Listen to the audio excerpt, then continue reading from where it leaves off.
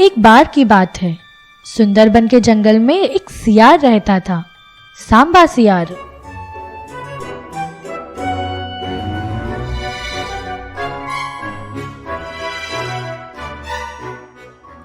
अरे वाह, आज क्या बढ़िया माल मिला है, मछलियाँ।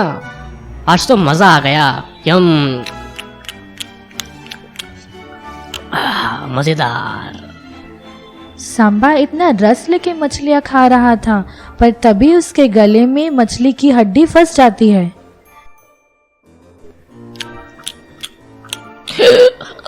ये क्या हड्डी? अयो।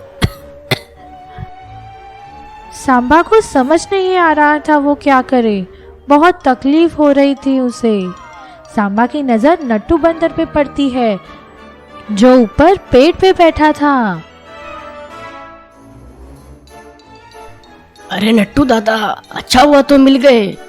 जरा मेरी मदद कर दो, मेरे गले में हड्डी फंस गई है, निकाल दो प्लीज। अरे बाप रे, सियार भागो। पर मैं क्यों डरूं? मैं तो पेड़ पे बैठा हूँ, नट्टू तो सेफ है। डरो मत भैया, मैं बहुत तकलीफ में हूँ। हड्डी जल्दी नहीं निकाली तो मैं मर जाऊंगा। बहुत दर्द हो रहा है, मदद करो प्लीज। ना, बिल्कुल नहीं। अभी कुछ रोज पहले एक शेर की मदद की थी, वो उल्टा मुझे ही खाने वाला था ना। उस दिन फैसला कर लिया, आगे से कभी किसी पे भरोसा नहीं करूंगा। तुमने जिसकी जान ली है उसे कितना दर्द हुआ होगा, इसलिए फंसी है तुम्हारे गले में ये हड्डी। तुम भुगतो अब, मैं कुछ नहीं करूंगा। क्या जमाना आ गया है, मुझे मदद चाहिए और ये बंदर ज्ञान बांट रहा है। देख लूंगा मैं इसको, एक बार ये हड्डी निकल जाए बस। और सियार वहां से चला जाता है। फिर कुछ दूरी पे किट्टू खरगोश मिलता है। भेड़िया भागो। डरो मत, मैं कोई भेड़िया नहीं हूँ, मैं तो एक सियार हूँ। हम तो बस इधर उधर पड़े मरे हुए जानवर खा लेते हैं, मैं तो किसी को नुकसान नहीं पहुँचाता। लेकिन फिर भी आज बड़ी मुश्किल में फंस गया हूँ। अच्छा, सच? ठीक है, कैसे फंस गए, समझाओ जरा। क्या बताऊं भैया, अभी नदी किनारे मैं गाना गा रहा था, तभी एक मछली आकर मेरे गले में कूद गई, अटैक कर दिया। बड़ी मुश्किल से जान बचा के भागा हूँ, पर उसकी हड्डी फंस गई गले में। बहुत तकलीफ हो रही है, तो निकाल दो तो बहुत एहसान होगा। देखो, सफेद सफेद कुछ दिख रहा है क्या मेरे गले में? हा हा हा। अरे ओ सांबा, तू कहानी बनाएगा और मैं मान लूंगा। किट्टू खरगोश नाम है मेरा। मैं जितना तेज हूँ, दिमाग भी उतना ही तेज है। मैं समझ गया, सब समझ गया। मैं तुम्हारी बातों में नहीं आने वाला, ये मैं चला। और ये बोलकर किट्टू खरगोश वहाँ से फौरन भाग गया। सियार निराश हो गया। और फिर कुछ आगे चल के उसने देखा, एक बगुला मछली खा रहा था। अरे, ये बगुला नॉन वेजिटेरियन है, ये जरूर मेरी मदद करेगा। और फिर सांबा सियार बाबू बगुले के पास जाता है।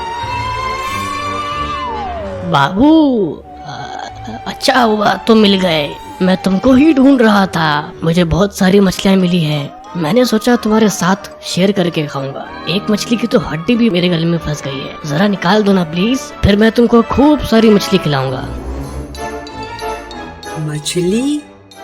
मछली तो मेरा फेवरेट खाना है, और मैं समझता हूँ कितना तकलीफ होती है जब हड्डी फंसती है गले में। मेरे गले में फंसती रहती है, पर बिंदिया निकाल देती है। मैं निकाल देता हूँ तुम्हारी हड्डी। यहाँ आओ, मुंह खोलो, और बड़ा। हाँ, दिख गई। रुको, हिलना मत, अभी निकालता हूँ। ब्रश भी नहीं करते तुम। लो, ये निकल गई। अब बताओ, कहाँ है मेरी मछलियाँ? धन्यवाद। मछलियाँ? तूने मेरी जान बचाई है, इसलिए मैंने तेरी जान नहीं ली। अब हिसाब बराबर। अगली बार दिखा तो तुझे कच्चा चबा जाऊंगा। दू बगुला। इसको सचमुच लगा कि सांबा सियार से मछली ले लेगा। अरे रहने दे, मुझे तो पहले से ही पता था। मैं तो फिर भी तेरी जान बचा रहा था। जा जा, जी ले अपनी जिंदगी।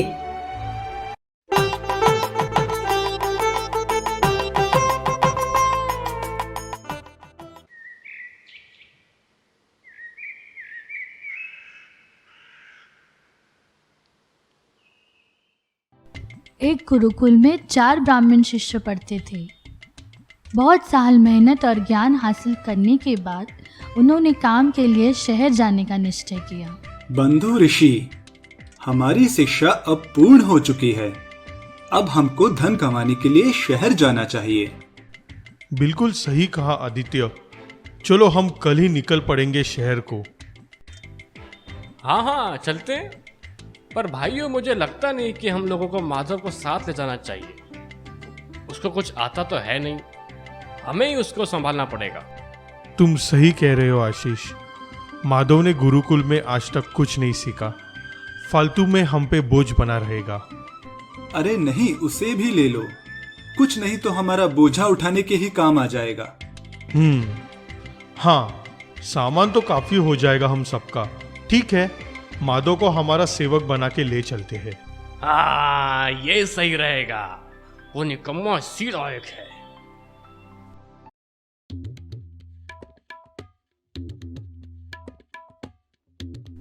ये ले माधव, मेरे 2 संदूकें हैं, ये तुम उठा के ले चलो। ये सारा सामान मुझे अकेले उठाना होगा? हाँ माधव, यही तुम्हारे हिस्से का काम है। शहर में हम सबके अपने अपने काम होंगे। अब तुमको मजदूरी के अलावा कुछ और आता भी तो नहीं है। लो भाई ऋषि, आम खाओ। लगता है ये लोग खुद को बहुत विद्वान समझते हैं। चलो, कोई बात नहीं। चारों मित्र जंगल से होते हुए शहर की तरफ जाते हैं। भाइयों, वहां देखो, वहां पे एक हड्डियों का ढेर पड़ा है। ये एक शेर था जो कि भूख से मारा गया, बेचारा। अब तुम लोग मेरा कमाल देखो, मैं इन हड्डियों को जोड़कर पूरा कंकाल बना सकता हूं। उत्तम, मेरा ज्ञान भी किसी से कम नहीं है। अगर आप कंकाल बना दो तो मैं शेर पे मांस और खाल दोनों लगा सकता हूँ। ये तो सिर्फ शरीर की बात हुई। अगर तुम ये कर सकते हो तो मैं तो शेर में जान डाल सकता हूँ। अरे नहीं भाइयों, ऐसा मत करो। क्या माधव, तुझे खुद तो कुछ आता नहीं है? कम से कम दूसरों को तो मत रोक। चुप बैठ और देख मेरा कमाल। ओम भीम क्रीम चामुंडाय नमः। शाबाश आदित्य, अब मेरा गुर देखिए। ओम नमो नरसिंहाय शारीराम विनाशाय उत्तम कुरु कुरु स्वाहा। चमत्कार! अब आप दोनों का हो गया। अब देखिए मैं कैसे शेर को जिंदा करता हूं। आपके ज्ञान पर किसी को शक नहीं है आदित्य भाई, पर ऐसा नहीं कीजिए। ऐसा करने से अनर्थ हो जाएगा। चल भाग माधव, सबने अपना हुनर दिखाया। अब मेरी बारी आई तो तू टोक रहा है। अच्छा होता तुझे लेके ही नहीं आता। आप लोग नहीं मानेंगे। रुकिए भाई, जरा मुझे पेड़ पे चढ़ जाने दीजिए। चढ़ जा डरपोक, तू बस यही कर सकता है। जा, चढ़ जा पेड़ पे। ओम कालेश्वर नरसिम्हाय प्रणाम रक्षक्ति। ओम भैरव स्वाहा। लो, अब ये जिंदा हो जाएगा।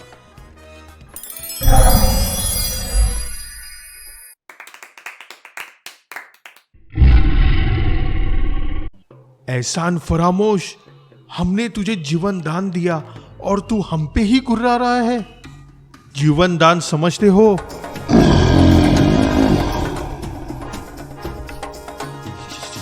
शेर, अरे हम ब्राह्मण हैं, शाप दे देंगे।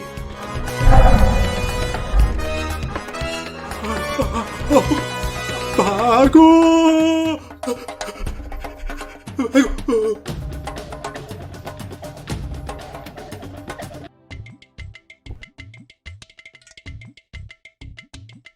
समझाया था मैंने, पर ये नहीं माने। ज्ञान अच्छा है, पर ज्ञान का घमंड नहीं होना चाहिए। फिर इंसान अच्छे बुरे में फर्क नहीं समझ पाता।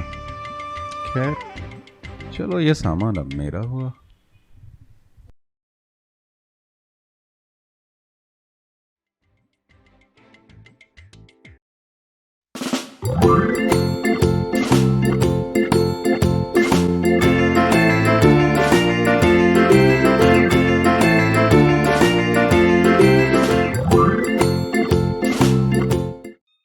ये कहानी है बहुत पुरानी। एक फार्म पे रहते थे एक नाना और एक नानी। उनकी कोई संतान नहीं थी, पर वो दोनों एक दूसरे के साथ खुश थे। अजी सुनती हो, मैं फार्म पे जा रहा हूँ जानवरों को खाना देने। ठीक है, मैं तुम्हारे लिए कुछ अच्छा बना के लाती हूँ। आज एक सरप्राइज है। सरप्राइज? अरे वाह, तुम्हारी यही बात मुझे बहुत अच्छी लगती है। आ जाओ, मुझे इंतजार रहेगा। और ये कह के नाना काम पे चले गए और नानी सोचने लगी कि क्या बनाना है। आज मुझे बेकिंग करनी है। मुझे चाहिए मैदा, थोड़ा बटर, खूब सारी चीनी। अरे ये अदरक कब से रखा है? इसका कुछ नहीं बनाया तो ये खराब हो जाएगा। क्यों ना मैं जिंजर ब्रेड बनाऊं? मजेदार अदरक वाली जिंजर ब्रेड। इतना ही नहीं, मैं आदमी के शेप वाला जिंजर ब्रेड मैन बनाऊंगी। पहले आटा तैयार किया, अब इसको एक इंसान के शेप में काट देते हैं। गंजा जिंजर ब्रेड मैन। बिल्कुल इनके जैसा। अब चॉकलेट से 2 गोल गोल आंखें और ये प्यारी वाली स्माइल। हमारा जिंजर ब्रेड मैन अब बेकिंग के लिए तैयार है। इसको ओवन में रख देते हैं। फिर अब रुकना होगा। वक्त हो गया। हमारा जिंजर ब्रेड मैन अब पक के तैयार होगा। निकालते हैं। ये हमने इसे ओवन से बाहर निकाला।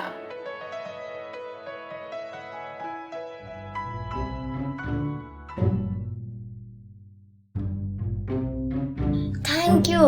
अंदर कितनी गर्मी थी, अब ठीक लग रहा है। हाँ।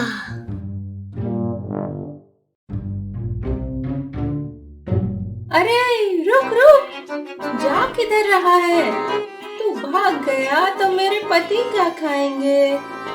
मुझे पकड़ेंगे तो खाएंगे ना। ये मैं चला।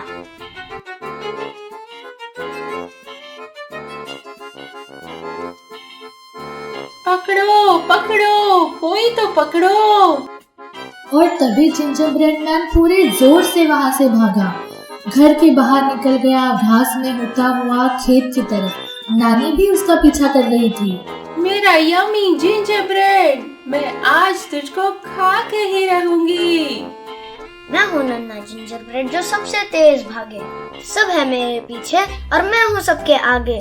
तुमको मुझको खाना है तो मेरे पीछे आओ। दम अगर है तुम में तो मुझे पकड़ के दिखाओ। और जिंजर ब्रेड मैन भागता हुआ फार्म तक पहुंच गया। वहाँ उसको नाना जी ने देखा। उन्होंने देखा कि नानी भी पीछे पीछे भाग रही है, तो वो भी पीछा करने लगे। अरे पकड़ो उसको, यही तुम्हारा सरप्राइज है, एक ginger bread man. Ginger bread तो मेरे फेवरेट है, पर ये भाग क्यों रहा है? मैं इसको पकड़ लूंगा। इन बुढ़ी हड्डियों में अभी भी बहुत जान है। रुको मेरे प्यारे जिंजर ब्रेड मैन। मैं हूँ नन्हा जिंजर ब्रेड जो सबसे तेज भागे। सब है मेरे पीछे और मैं हूँ सबके आगे। तुमको मुझको खाना है तो मेरे पीछे आओ। दम अगर है तुम में तो मुझे पकड़ के दिखाओ। फिर वो नन्हा जिंजर ब्रेड खेत में बकरियों के पास पहुँचा।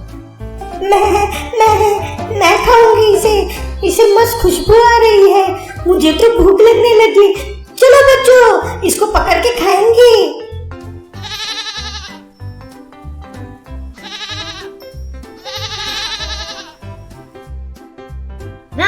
नन्हा जिंजर ब्रेड जो सबसे तेज भागे। सब है मेरे पीछे और मैं हूँ सबके आगे। तुमको मुझको खाना है तो मेरे पीछे आओ। दम अगर है तुम में तो मुझे पकड़ के दिखाओ।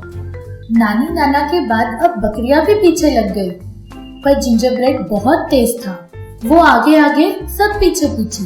फिर वो जिंजर ब्रेड मैन पहुंचा मुर्गियों के पास। इसमें अनाज है, ये हमारा खाना है, इसको हम खाएंगे। चलो मुर्गियों। मैं हूँ नन्हा जिंजर ब्रेड जो सबसे तेज भागे।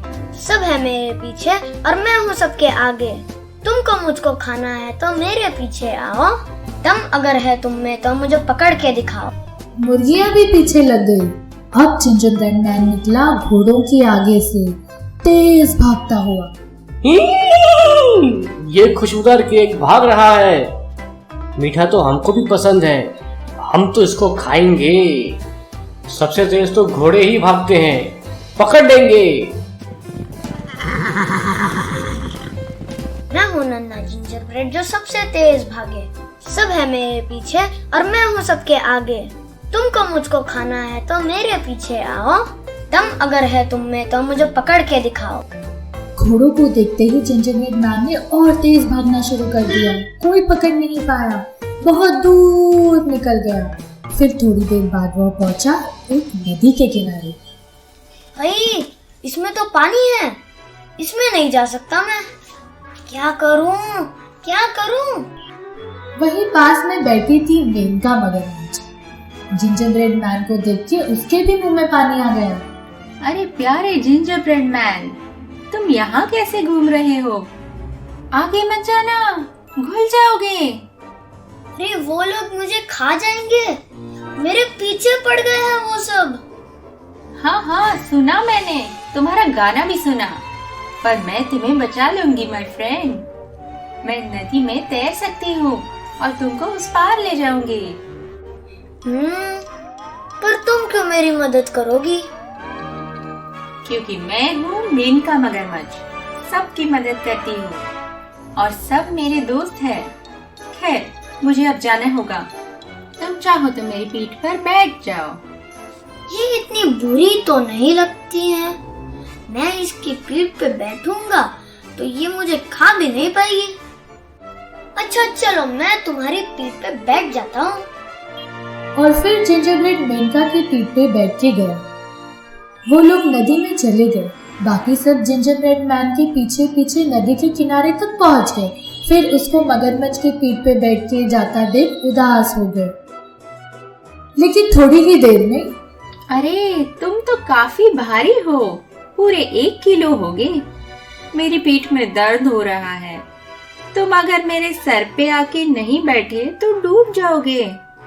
हम मगरमच्छ अपनी पीठ ज्यादा देर पानी के ऊपर नहीं रख पाते।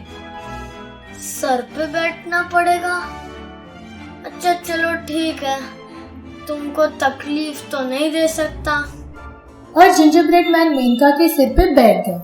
फिर जल्द ही, ओह, पर अब तो मेरे सर में दर्द होने लगा, बिल्कुल आंखों के बीच में।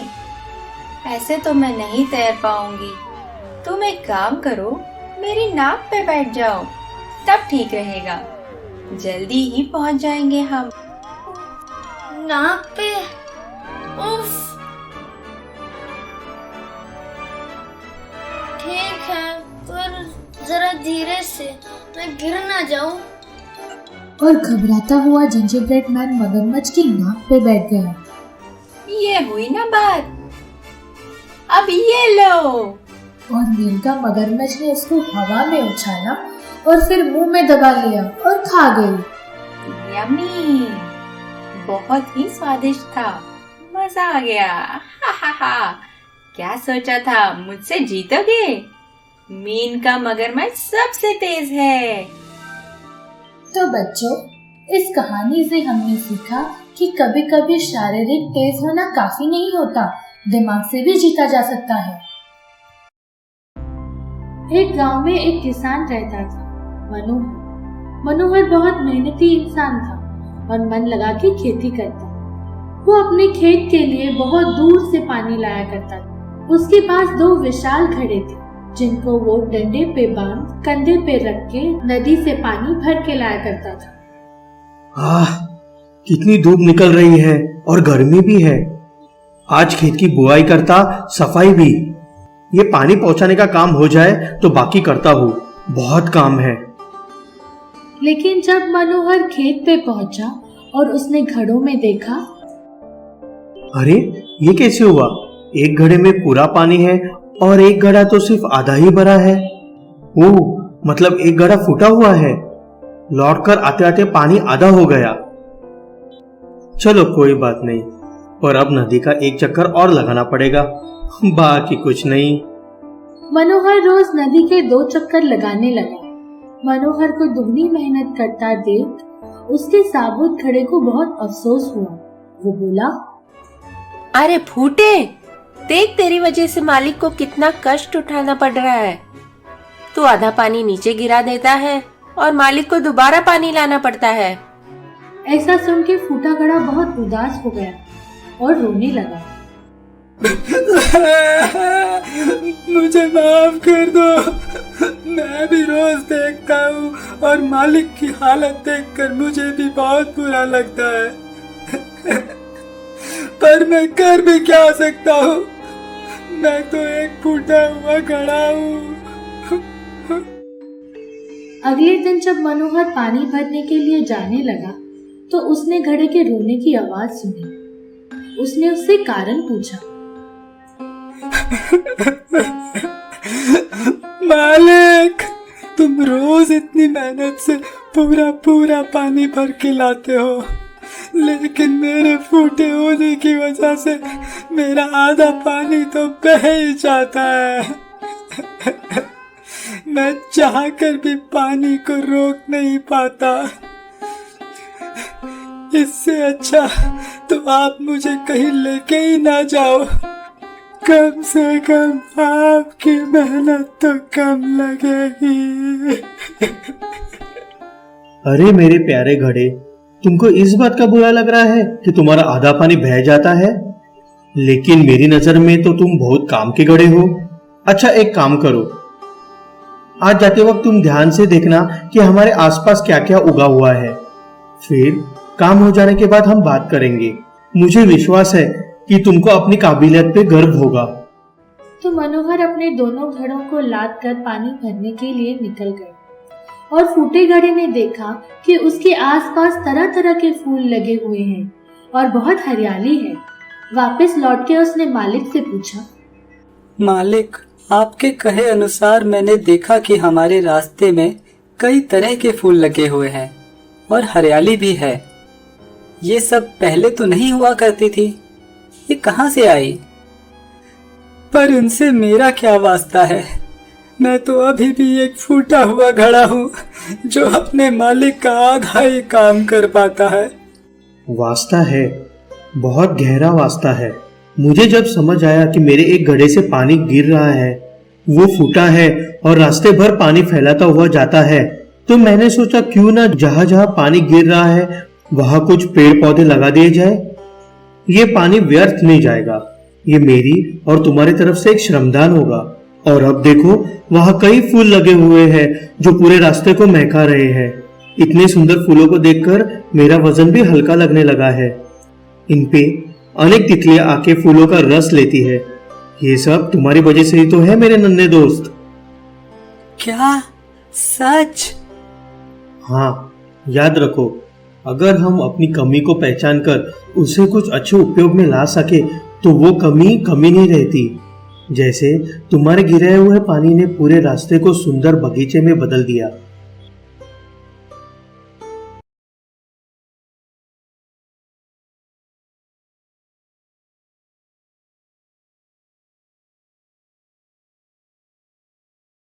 ये कहानी है सदियों पुरानी। एक राज्य में एक बढ़ई रहता था। उसकी कला में जादू था। वो सब कुछ बना लेता था, सुंदर सुंदर घर, पुल या ऊंची मीनार। वो और उसकी बीवी काफी समय से एक संतान की आस में थी।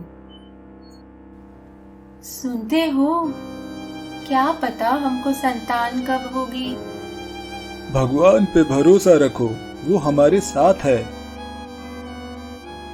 मुझे विश्वास है कि वो हमारा दुख दूर करेगा और हमें भी संतान का सुख देगा। और फिर उनकी बात सच हुई। वो जल्द ही माँ बाप बनने वाले थे, पर समय को कुछ और ही मंजूर था। उनके राज्य में एक बहुत बुरी बीमारी फैली, प्लेग की। बड़ई की बीवी भी बीमार हो गई, बहुत बीमार। सुनो, मुझे बहुत तकलीफ हो रही है। मेरा सर फटा जा रहा है और पूरा शरीर दुख रहा है। कहीं मैं अपने बच्चे को देखे बिना न मर जाऊं। ऐसी बात मुंह से ना निकालो, तुम्हें कुछ भी नहीं होगा। तुम बस आराम करो और मैं जल्दी से डॉक्टर को बुला के लाता हूँ। ओह, प्लीज जल्दी ले आओ। मेरा तो दम निकला जा रहा है। मैं अपने बच्चे के साथ जीना चाहती हूँ।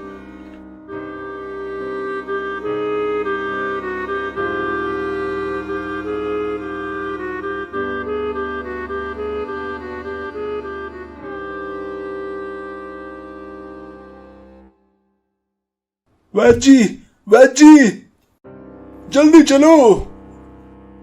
माफ करना, बहुत बुरा प्लेग फैला है। सब लोग मर रहे हैं, कोई इलाज नहीं है इसका। तुम चलो, मैं जल्दी ही अपने मरीज निपटा के आता हूँ तुम्हारे घर पे।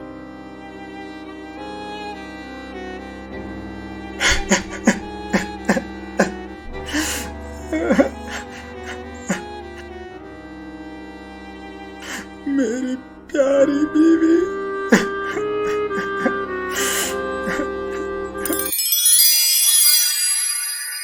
मुसाफिर, तुम इतने परेशान हो? मेरी बीवी प्लेग से बीमार है, वो मर जाएगी। अपने संतान को जन्म दिए बिना ही मर जाएगी। मैं कुछ कर नहीं पा रहा। उसको हमेशा से बच्चा चाहिए था, और अब जब सब मुमकिन हो रहा था कि ये बीमारी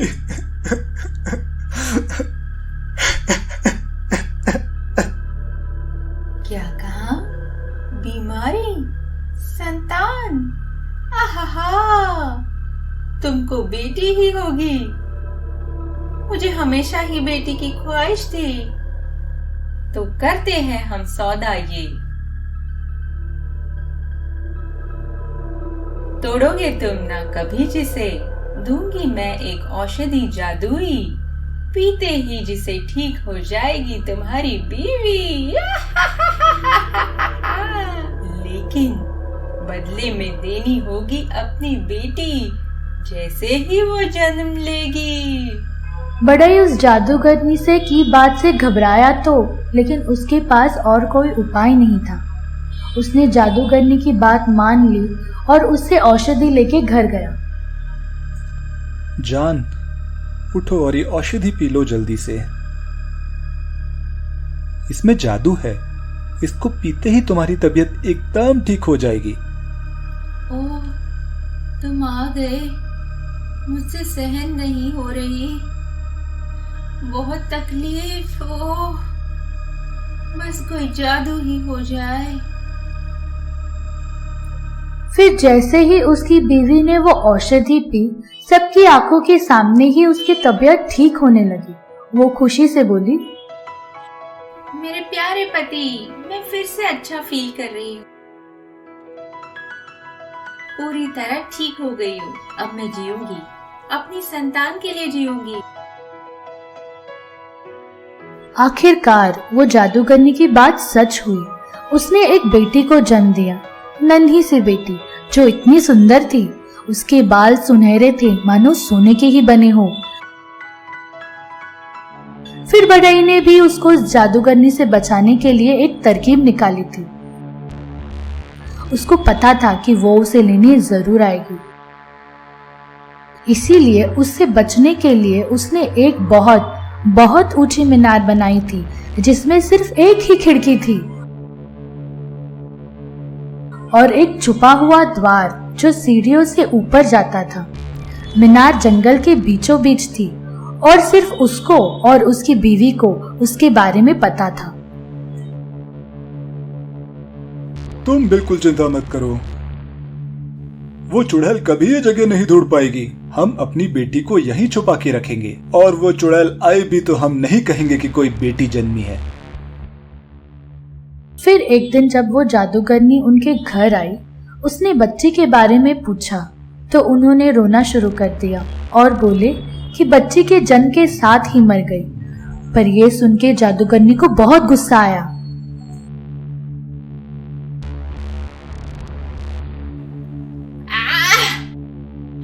तुम झूठे मक्कार लोग, तुमने सोचा मैं बेवकूफ हूँ। इसकी सजा मिलेगी, बराबर मिलेगी।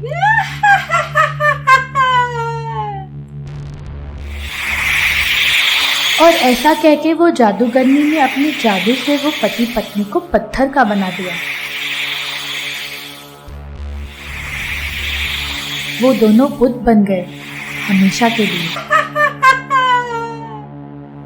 सो जाओ सदा के लिए। मुझे पता है तुमने मेरी बच्ची को छिपा के रखा है और मैं अपने जादू से ढूंढ लूंगी। तो मेरी प्यारी मैजिक बॉल बताओ तो सही, कहाँ है मेरी होने वाली बेटी? ले चलो मुझे वहाँ।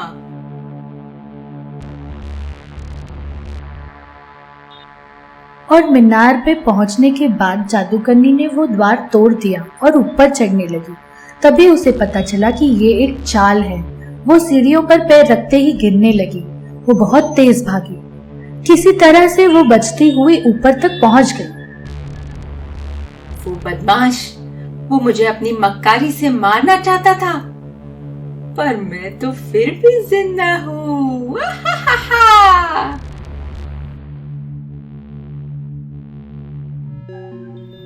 फिर उसने नन्ही बच्चे को अपने हाथों में ले लिया। अरे मेरी बच्ची, मैं हूँ तुम्हारी माँ और तुम हो रपुंज़ेल। रपुंज़ेल हो तुम, प्यारी रपुंज़ेल। तुम बहुत सुंदर हो, अपने नाम जैसी ही। और मैं तुमको इस जालिम दुनिया से बचा के रखूंगी।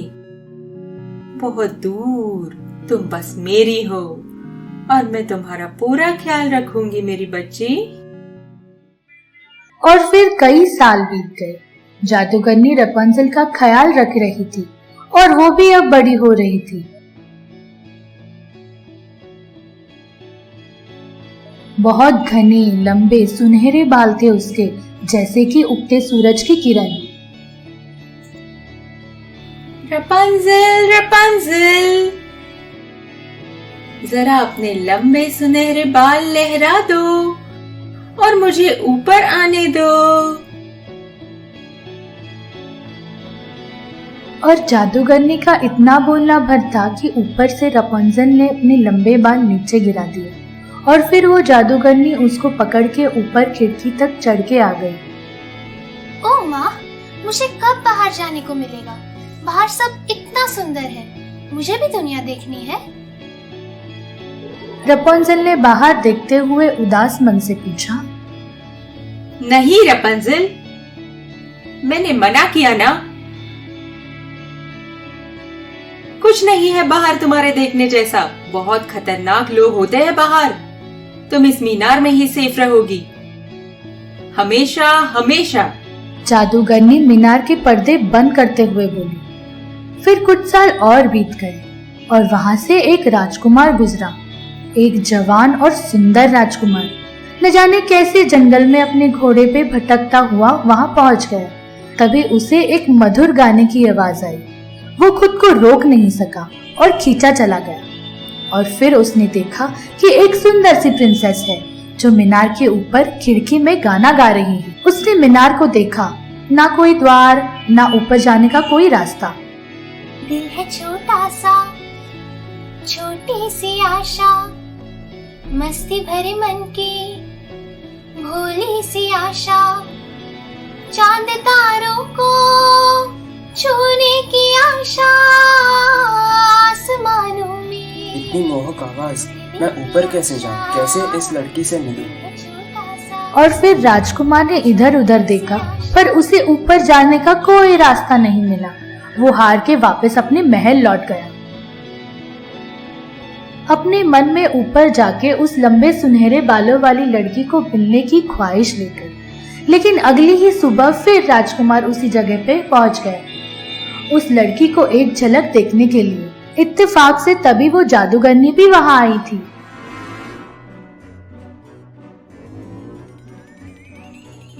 रपुंज़ेल, रपुंज़ेल,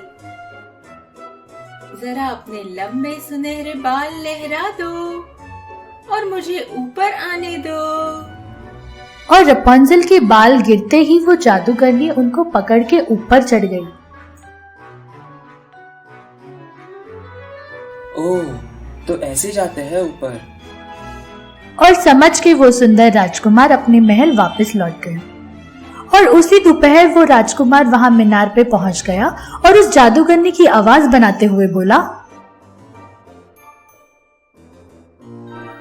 रपुंज़ेल, रपुंज़ेल, जरा अपने लंबे सुनहरे बाल लहरा दो और मुझे ऊपर आने दो। और उसकी तरकीब काम कर गई। रपुंज़ेल ने अपने लंबे सुनहरे बाल नीचे फेंक दिए और वो उनको पकड़ के ऊपर चढ़ने लगा। रपुंज़ेल अचानक एक अजनबी को खिड़की से अंदर घुसता हुआ देख के घबरा गई, पर राजकुमार ने उसे प्यार से समझाया, अरे तुम मुझसे डरो मत, मेरी प्यारी राजकुमारी। मैंने तुम्हारी मधुर आवाज सुनी और मैं खुद को रोक नहीं सका। तुम इतना अच्छा गाती हो कि मुझे तुमसे प्यार हो गया है और अब मेरा एक ही मकसद है कि तुमको अपनी रानी बना लूं। अगर तुम इजाजत दो तो। ओह, शुक्रिया। मुझे तुम्हारी बातों में सच्चाई नजर आ रही है। मैं तुमसे शादी करने को तैयार हूँ, अगर तुम मुझे अपने साथ ले चलो। अभी नहीं, काफी देर हो चुकी है। रास्ता तुम्हारे लिए सेफ नहीं होगा। मैं कल आऊंगा, तुम तैयार रहना। मैं आऊंगा और तुमको अपने साथ लेके चलूंगा। राजकुमार ने उसे वादा किया और उसके हाथ पे किस करके विदा ली। वो रपुंज़ेल के बाल पकड़ के वापस नीचे उतर गया। फिर अगली सुबह सुबह वहां जादूगरनी आई। उसने आवाज दी और रपुंज़ेल ने अपने बाल फेंके। रपुंज़ेल नींद में ही थी। उसने जादूगरनी को खींचा और जब वो अंदर आ रही थी तब रपुंज़ेल के मुंह से गलती से निकला,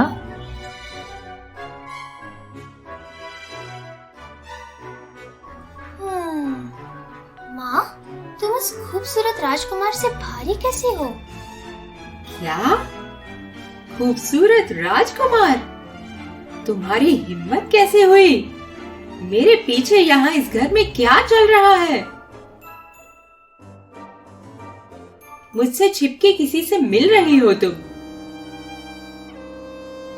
अब तुम्हें इसकी सजा मिलेगी, बराबर मिलेगी।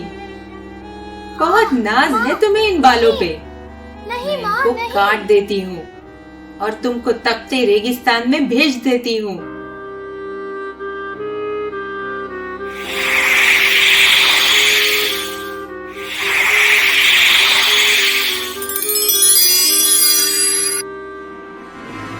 और कुछ देर बाद जब वो राजकुमार रपुंज़ेल से मिलने मीनार पे पहुंचा, जादूगरनी ने अनजान राजकुमार की बात का फायदा उठाया। रपुंज़ेल, रपुंज़ेल, जरा अपने लंबे सुनहरे बाल लहरा दो और मुझे ऊपर आने दो। और ऐसा बोल के जब राजकुमार ऊपर चढ़ा तो उसने देखा कि वहां सुंदर रपुंज़ेल नहीं है बल्कि जादूगरनी है। रपुंज़ेल अब यहाँ नहीं रहती, तो तुम ही हो वो कपटी राजकुमार जिसने मेरी बच्ची को अपनी बातों में फंसाया है, और तुम्हें इसकी सजा मिलेगी, बराबर मिलेगी। ये बोल के वो बुरी जादूगरनी ने राजकुमार को डरा के मीनार से नीचे गिरा दिया।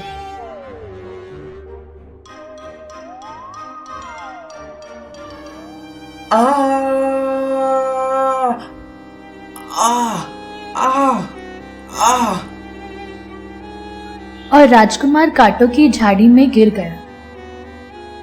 उसकी आंखों में भी कांटे चुभ गए और अंधा हो गया। वो कुछ देख नहीं सकता